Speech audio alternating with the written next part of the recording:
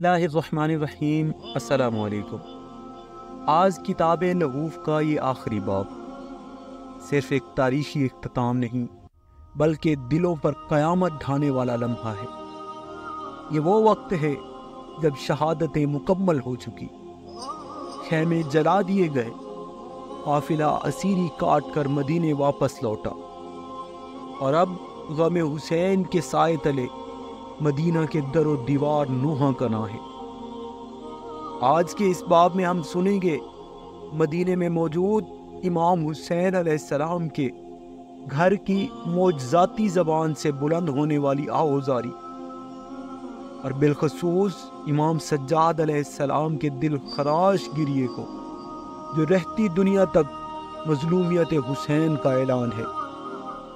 آئیے لہوف کی ان آخری سطروں کے ساتھ اپنے دل کو اس کرب سے جوڑیں جو قیامت تک نہ بجھنے والی شمع ہے۔ مدینہ کے مکانات کی حالت زار۔ اس کے بعد امام سجاد علیہ السلام اپنے اہل و عیال کے ساتھ شہر مدینہ میں وارد ہوئے اور اپنے اقربا کے گھروں اور اپنے قبیلہ کے مردوں پر نگاہ ڈالی۔ دیکھا تمام گھر اپنی زبان حال سے اپنے عزیزوں اور مردوں کے گم ہو جانے پر نوحہ کنا تھے، آنسو بہا رہے تھے، مصیبت زدہ عورتوں کی طرح گریہ کر رہے تھے اور اپنے وارثوں کے احوال پوچھ رہے تھے، اور حضرت علیہ السلام کے دل کے غم کی آگ میں اضافہ کر رہے تھے۔ امام حسین علیہ السلام کا بیت الشرف فریاد بلند کر رہا تھا اور کہہ رہا تھا، اے لوگو، میرا عذر قبول کرنا کہ جس طرح میں نوحے پڑھ رہا ہوں اور فریاد کر رہا ہوں، اسی طرح تم بھی اس مصیبت میں میری مدد کرو، کیونکہ میں ان کے فراق میں نالہ کر رہا ہوں اور ان کے اخلاق کریمہ پر سوگوار ہوں۔ میرے دن رات میرے ہمراز اندرون خانہ کے چراغ اور میرے سحرگاہ اور میرے خیمے کی رسیاں میرے شرف و افتخار تھے، اور میری نصرت کرنے والے، طاقت بخشنے والے، اور میرے لیے سورج اور چاند تھے۔ اور کس قدر راتوں کی وحشت کو اپنی بزرگواری کے ساتھ مجھ سے خارج کیا، اور اپنے لطف و کرم سے میری حرمت میں اضافہ فرمایا، اور اپنی سحرگاہ کی مناجات کو میرے کانوں تک پہنچایا، اور اپنے اسرار گراں مایا سے مجھے گراں قدر بنایا، اور کس قدر راتوں کو اپنی نورانی مجالس و محافل سے مجھے زینت بخشی، اور اپنے فضائل کے ساتھ مجھے معطر فرمایا، اور میری خشک لکڑیوں کو اپنے نورانی دیدار سے سرسبز و شاداب کیا، اور میری نحوست کو اپنی برکت کے ذریعے نابود فرمایا۔ کس قدر فضیلت کی شاخوں کو میری آرزو کے کھیتوں میں کاشت کیا، اور میرے مقام کو اپنی مصاحبت سے محفوظ کیا۔ کتنی صبحوں کو میں نے تمام مکانوں پر فضیلت پائی اور ان پر فخر کرتا اور خوشحال و مسرور تھا، اور میری کس قدر نا امیدیوں کو اپنی آرزوؤں سے زندہ کیا۔ کس قدر اپنے خوف کو، جو خشک ہڈیوں کی مانند میرے وجود میں مخفی تھا، باہر نکالا، لیکن موت کے تیر نے ان کو اپنا نشانہ بنایا، اور زمانے نے مجھ پر حسد کیا کہ وہ دشمنوں کے درمیان غریب رہ گئے اور مخالفین کے تیروں کا نشانہ بن گئے۔ آج عظمت کا محور جو ان کی انگلیوں کے اشاروں پر برقرار تھا، ختم کر دیا گیا، اور مجسمہ مناقب کے گم ہونے سے زبان شکوہ کرتی ہے، اور مجسمہ نیکی ان بزرگواروں کے اعضاء کے کٹ جانے سے نابود ہو جائے گی، اور احکام خداوندی ان کی صورتوں کو نہ دیکھنے کی وجہ سے گریہ و زاری کر رہے ہیں۔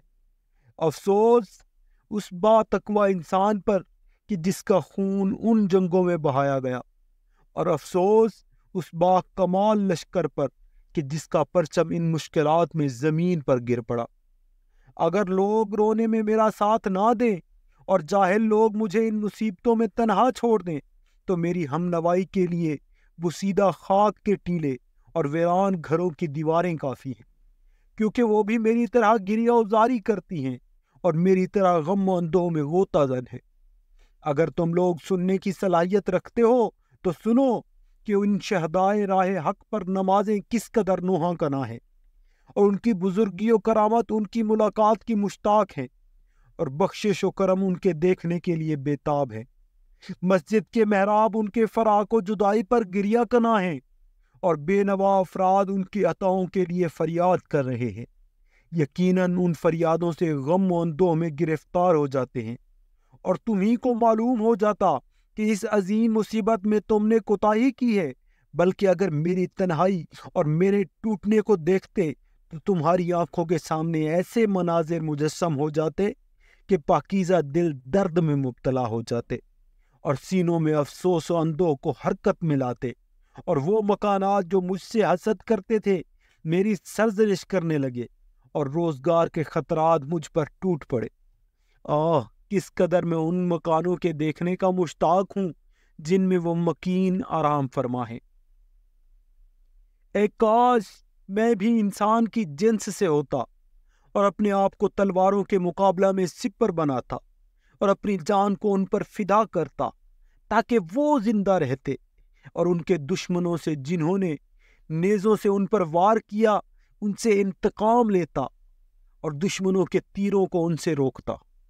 اب جب کہ یہ افتخار مجھے نصیب نہیں ہوا، اے کاش میں ان ناز پروردہ بدنوں کا ٹھکانہ و منزل ہوتا، اور اتنا تو کر سکتا کہ ان کے اجساد طیبہ کو محفوظ کر لیتا۔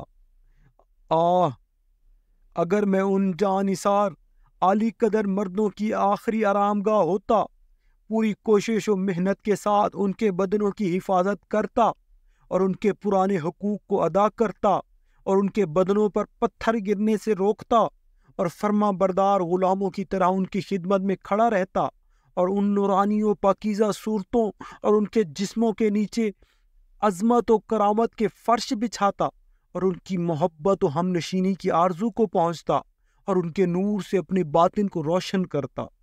آہ، کس قدر اپنی آرزوؤں تک پہنچنے کا مشتاق ہوں، اور کس قدر اپنے اندر بسنے والوں کی دوری پر غمناک ہوں، اور دنیا کی تمام فریادیں اور نالے میرے نالوں اور فریادوں سے کم تر ہیں، اور ہر قسم کی دوا ان کے پاکیزہ وجود کے علاوہ میری شفا کے لیے بے اثر ہے۔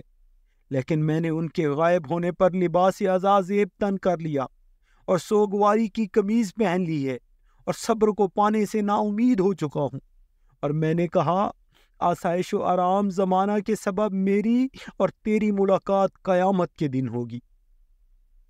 ابن قتیبیہ نے کس قدر بہترین اشعار کہے ہیں کہ جب ان ویران گھروں کو دیکھا تو رونے لگا، اور یوں گویا ہوا۔ آل محمد کے گھروں کے پاس سے گزرا اور دیکھا کہ وہ مکانات اس دن کی طرح نہیں جب آل محمد ان میں سکونت پذیر تھے۔ خداوند تعالیٰ ان گھروں اور ان کے بسنے والوں کو اپنی رحمت سے دور نہ کرے، اگرچہ میرے خیال میں آج یہ مکانات اپنے مکینوں سے خالی ہو چکے ہیں۔ جان لو کہ شہدائے کربلا کا قتل مسلمانوں کی گردن میں ذلت کا طوق ہے۔ اب ان کی ذلت کے آثار ظاہر ہیں۔ فرزندان آل پیغمبر جو ہمیشہ لوگوں کی پناہ گاہ تھے، اور اب دلوں کے لیے مصیبت بن گئے ہیں، تمام مصیبتوں سے عظیم اور غمناک ترین ہیں۔ مگر تم نے نہیں دیکھا کہ سورج کا رنگ شہادت حسین کی وجہ سے بیماروں کی طرح زرد ہو گیا، اور زمین اس مصیبت کی وجہ سے لرزنے لگی۔ اے وہ شخص جو مصیبت ابا عبداللہ کو سنتے ہو، غم و حزن میں اس طرح رہو کہ جس طرح فرزندان رسول خدا رہتے تھے۔ روایت میں ہے امام زین العابدین باوجود اس مقام حلم و صبر کے جس کی توصیف نہیں کی جا سکتی، اس مصیبت میں بہت روتے، اور ان کے غم و حزن کی انتہا نہ تھی۔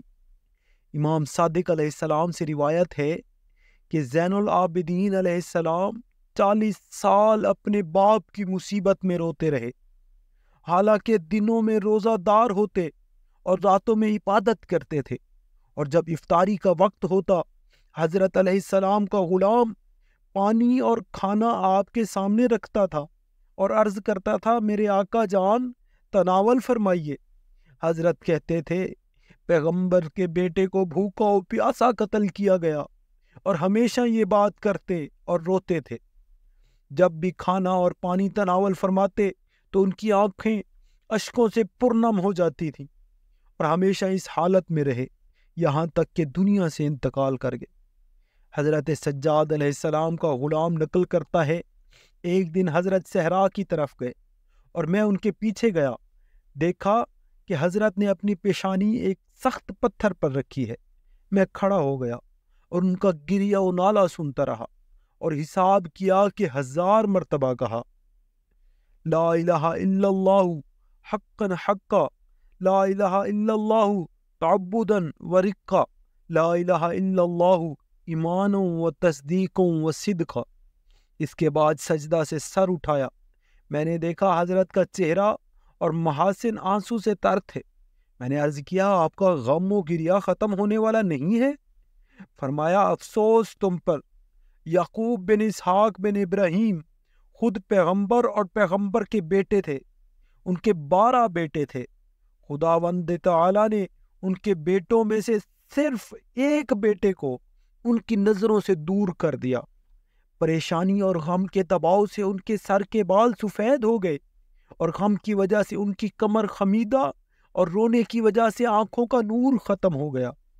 حالانکہ ان کا فرزند زندہ تھا، لیکن میں نے اپنی آنکھوں سے دیکھا کہ میرے باپ، بھائی، 17 افراد میرے اہل بیت کے قتل کیے گئے اور خاک پر پڑے رہے۔ پس کس طرح میرا غم و حزن ختم ہو اور میرے رونے میں کمی واقع ہو؟ تحکیم الحروف کا بیان ہے، میں یہ اشعار پڑھتا ہوں اور ان بزرگواروں کی طرف اشارہ کرتا ہوں۔ کون ہے جو جا کر شہدائے کربلا کو خبر دے اور کہے کہ تم نے لباس غم اتار کر ہمیں دے دیا ہے، جو کبھی پرانا نہیں ہو سکتا بلکہ ہمیں پرانا اور نابود کر دیا ہے؟ اور وہ زمانہ کہ جس میں تم سے ملاقات ہمیں خوشحال کرتی تھی، اب تمہاری جدائی ہمیں رلاتی ہے اور تمہارے غائب ہونے سے ہمارے ایام زندگی سیاہ ہو گئے، حالانکہ ہماری اندھیری راتیں تمہارے نور سے روشن تھی۔ لحوف ختم ہوا، لیکن کربلا کا نوحہ کبھی ختم نہیں ہوگا۔ مدینے کے در و دیوار، اہل بیت کے نالے، امام سجاد کے آنسو، یہ سب گواہی دیتے ہیں کہ حسین کی قربانی فقط ایک لمحہ نہیں بلکہ پوری انسانیت کی رہنمائی ہے۔ میں شکر گزار ہوں ان تمام سامعین کا جنہوں نے اس آڈیو سیریز کے ذریعے لحوف کے ہر درد کو سنا، محسوس کیا اور حسین علیہ السلام سے اپنا رشتہ مزید گہرا کیا۔ میری التجا ہے کہ جو سنا اسے زندگی کا حصہ بنائے۔ اگر میری زبان سے کوئی کوتاہی ہوئی ہو تو مولا مجھے معاف فرمائے۔ السلام علی الحسین وعلی علی ابن الحسین وعلی اولاد الحسین وعلی اصحاب الحسین۔ السلام علیکم ورحمۃ اللہ وبرکاتہ۔ معزز سامعین، اگر آپ کو ویڈیو پسند آئی ہے تو لائک اور سبسکرائب ضرور کریں اور اسے اپنے عزیزوں تک پہنچائیں تاکہ ثواب جاریہ بن سکے۔